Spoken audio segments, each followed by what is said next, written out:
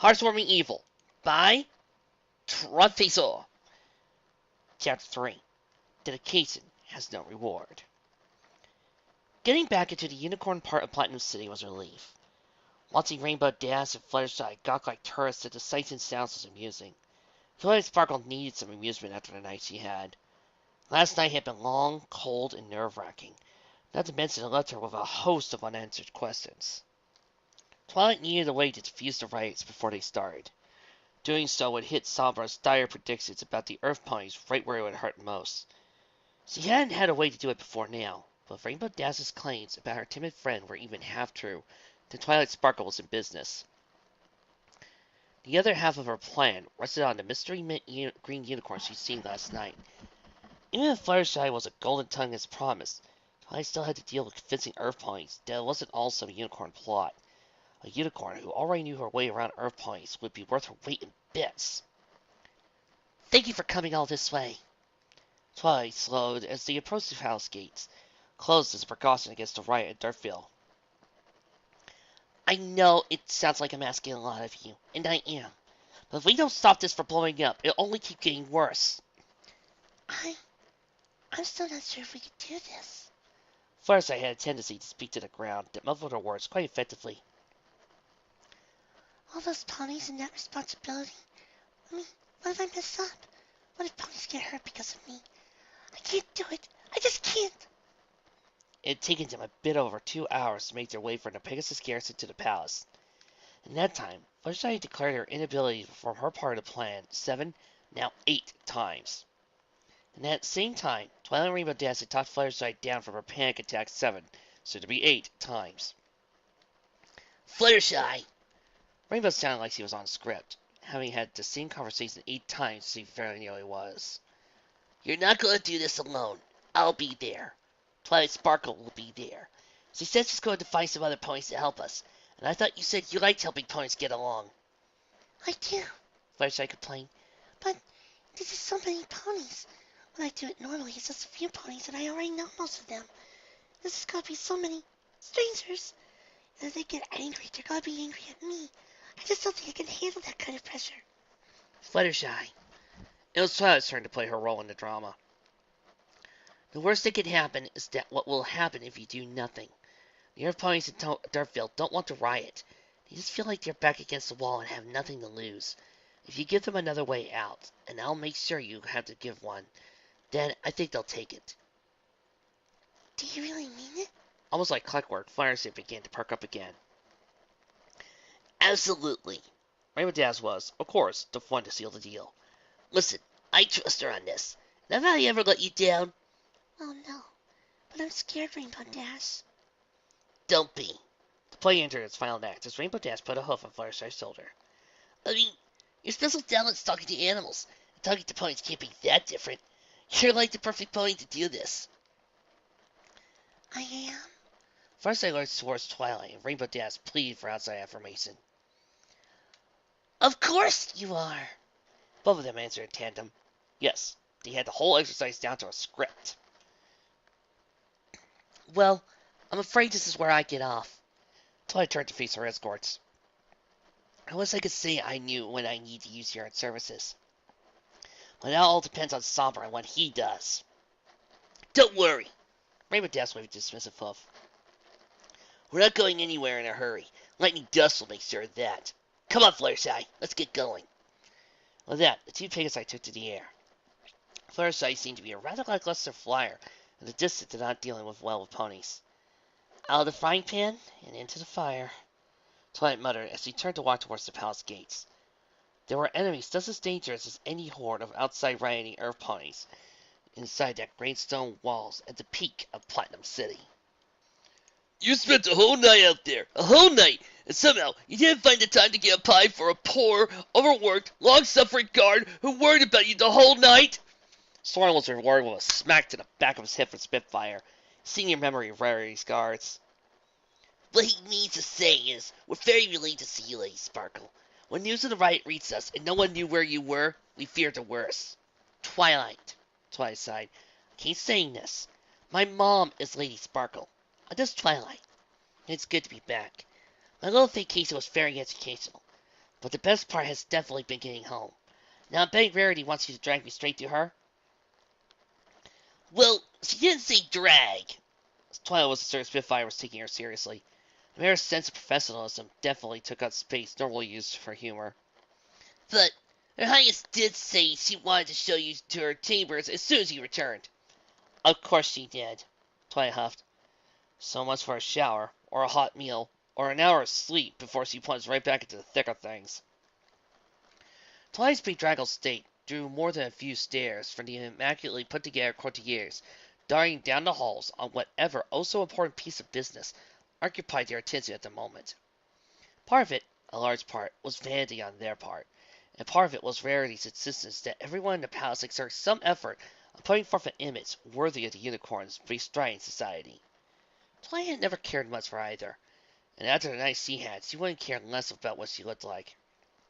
Sure, Rarity would wail about her lack of decorum, but compared to last night, Twilight wasn't particularly scared about Rarity. That was, at least, until she saw Rarity. Twilight didn't think Rarity had slept a wink last night either. Her normally intricately curled mane showed signs of extensive frizzing, as she clearly hadn't set her cloak off for its morning pressure to remove even the tiniest of wrinkles. And Twilight could tell that if Rarity had spent any time combing her coat, it had been far less than her typical hour. If Rarity was this haggard, then all bets were off about what her friend would do. Twilight, darling! Rarity scrambled to her clothes, right at her normal, graceful rise. You had all of us worried running off and disappearing like that.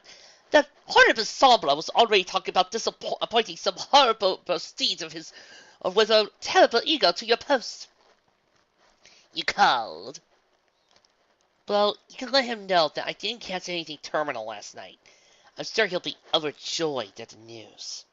Twilight took the opportunity to flop down a layer of pillows Rarity had strewn literally but liberally around the floor. Indeed, Rarity waved Sora and Spitfire away. I wondered they slept at all last night either. I think I shall include a pointed reminder that the appointment of a certain positions at court, including more specifically that of court sorceress, is the exclusive purview of the royal family. Twilight. It took a distinct effort for Twilight to open her eyes when her name was called. I'm getting worried about you. Getting a hoof on the pulse of Alpha's ponies in the street has been very useful, and there's no one else I trust besides you to do it. But I worry it's getting too dangerous. Plenty dangers in here, too. Twilight mumbled into a very comfortable, oh so tempting pillow. Danger you could be protected from. Rarity was literally letting emotion fuel worry of her. There was no other way she could still be so energetic. Over the past several weeks, several unicorn nobles with views similar to ours have wound up with what I believe you would call an acute case of being dead. Just last night, a number of Earth-Pony fanatics somehow infiltrated the unicorn part of the city and rather brutally murdered Fancy Pants and his wife. At least, that's the official version. I am rather certain the attackers started a great deal closer to the unicorn districts, and I have my doubt that they were Earth Ponies. That woke Twilight up.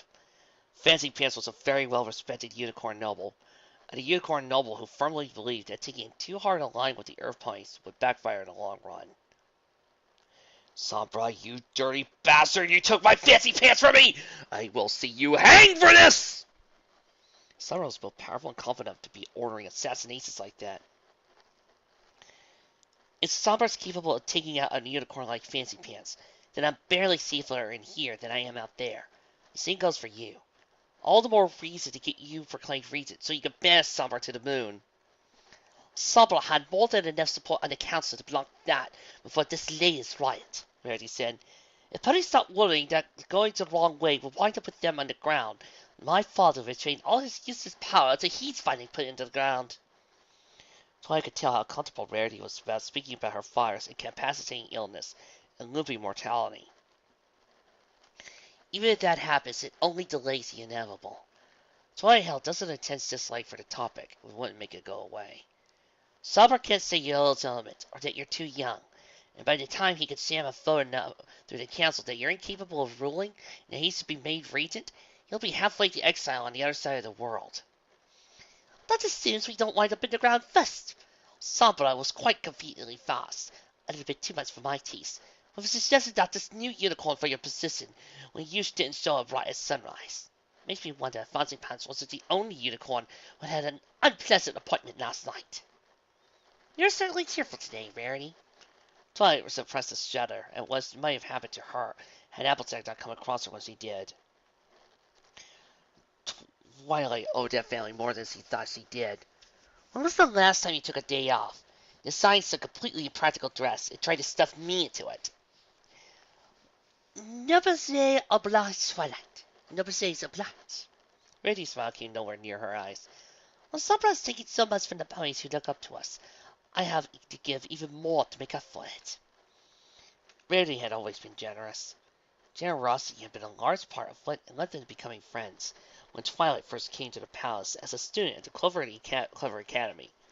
Sometimes, however, Rarity had a tendency to carry the generosity to self-destructive extremes.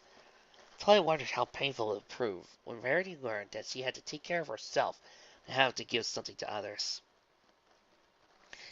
Enough with the nubbing. Rarity forcibly and visibly dismissed her gloomy thoughts. You spent all night out there, and I trust it wasn't for nothing. Have you finally come up with a wonderful, miraculous plan to humiliate Sombra? Come up with? No. Coming up with? Yes. It's still a work in progress, and I have to make sure that some of my assumptions will actually pan out. Just as long as Sombra doesn't start sending in the Pegasus guards every day to haul out Earth Planes with their papers, I think we'll have enough time to put it together. I'll spare you the details until I have them all worked out. Looks like you have more than enough on your desk as it is. That was certainly true. The business of the monarchy was never ending, and despite not being officially regent, and therefore having very limited official powers, most of that business fell on Rarity, while her father was occupied with the business of dying. Soren had complained about being overworked. Rarity's next to poor desk, his very next day was a vacation. And Twilight had another waiting item to add to the already imposing pile. So, Rarity, how have those defensive magic lessons been going? From what you're saying, it doesn't sound like Sombra has much respect for the security of the royal body.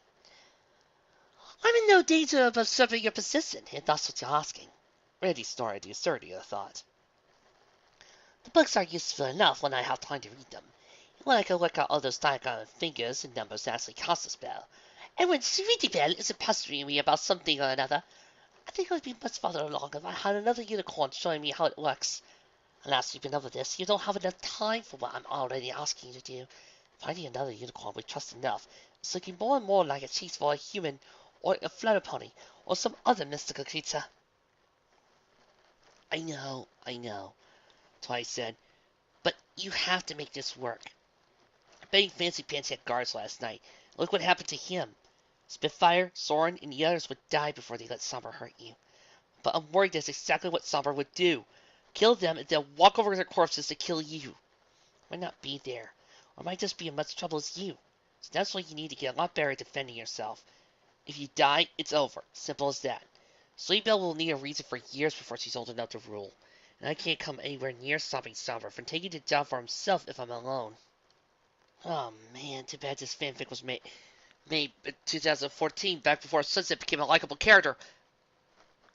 We could have her on the team. Now who's the chief of one, Twilight? Rarity saw an accusing glance back at her.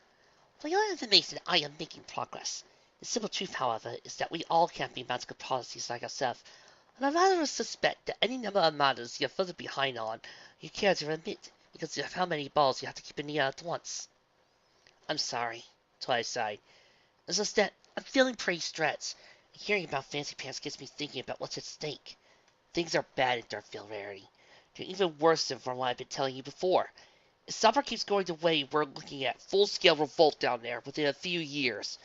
Putting something like that down would mean stretching our food supplies to the breaking point, not to mention the cost of bits in lives.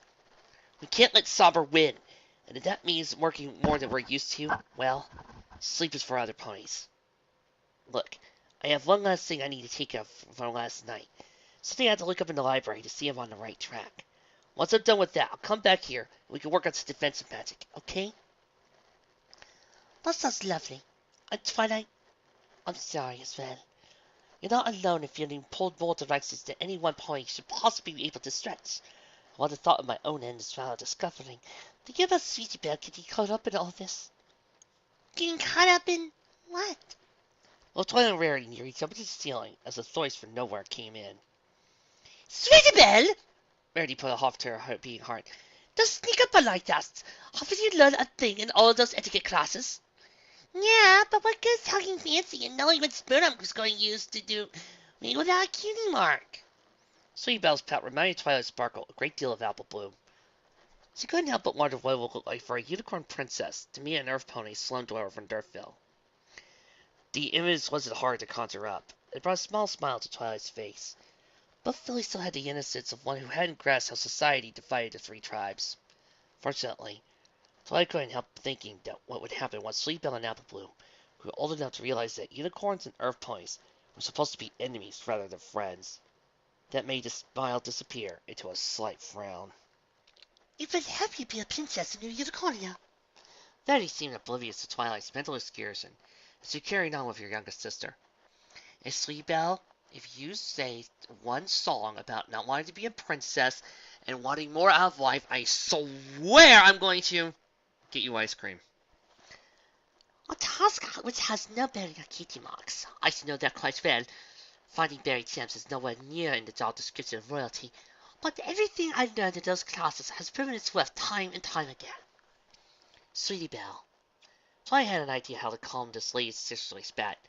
Rarity and I are going to be practicing magic in a little while.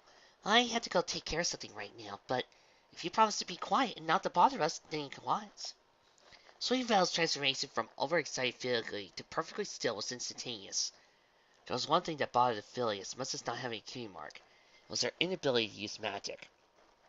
Under normal circumstances, Twilight would have relished shaping a young mind as her teacher in magic, and it was technically her duty as court sorceress.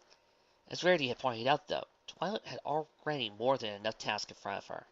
Teaching Sweetie Belle how to use magic would just have to wait until summer was nothing more than a lingering smell around the palace. I'll be back as soon as I can.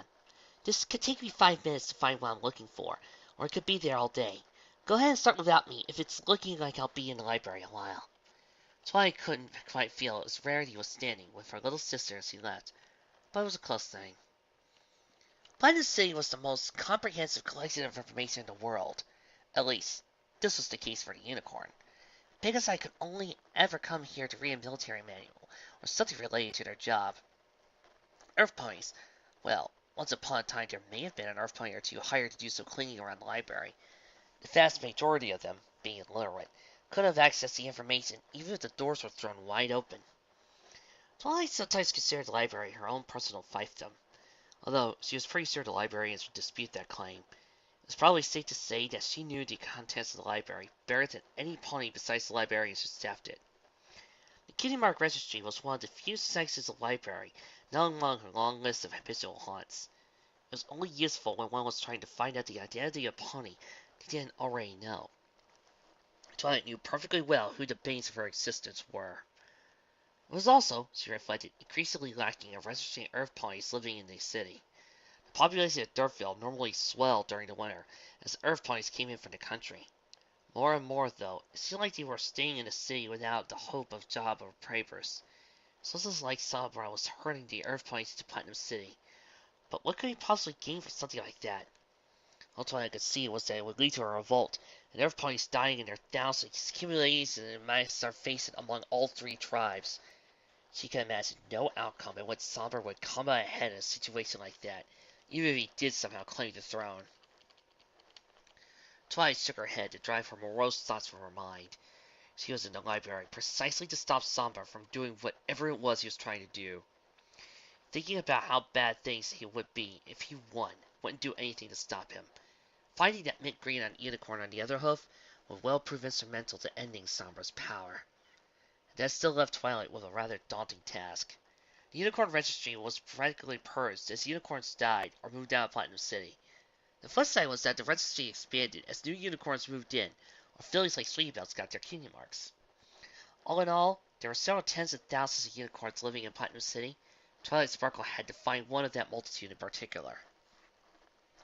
Twilight immediately discarded the exquisitely gilded book containing the living high nobility. Twilight knew all of them on sight, for better and worse, and the mint-green unicorn wasn't among their number. She hesitated briefly before setting aside the larger book containing the lesser nobility. Twilight doubted the mint green unicorn was one of them. Unicorn nobles were the ones most likely wed to the idea of unicorn supremacy. Madison, one of them, daring Darkfield during a riot to meet with an earth pony, strained credulity. On the other hand, Twilight didn't know all the lesser nobility by a long shot, so she couldn't discount the possibility, however remote. That left the volumes containing unicorn commoners. Twilight hesitated yet again before setting aside the first volume. The residency was sorted by date of cutie mark registration. The first volume contained the oldest ponies who had lived in Platinum City the longest. Twilight had gotten a terribly close look at the mint green unicorn, but she was pretty certain that her quarry was nowhere near granny Smith in age. The second volume cracked open, and there was always the possibility that the mint green unicorn was newly arrived in Platinum City. It was in one of the latter two volumes. But Twilight didn't think that a relationship could be built up to the point where a unicorn could go into Dirtville without some heroes behind it. Twilight was an exceptionally fast reader, and she remembered exactly what cutie mark she was looking for. It took her over an hour before she found what she was looking for. Even then, she almost flipped past it for sheer force of momentum. Lyra Heartstrings. Woo! Twilight muttered to herself. Lyra was listed among owning a musical repair shop in the lower unicorn part of the city. That didn't explain why she would be visiting Dirtville. But at least Twilight finally knew who to ask. And look, we both went to the Clever Academy. I say it's time for a class reunion.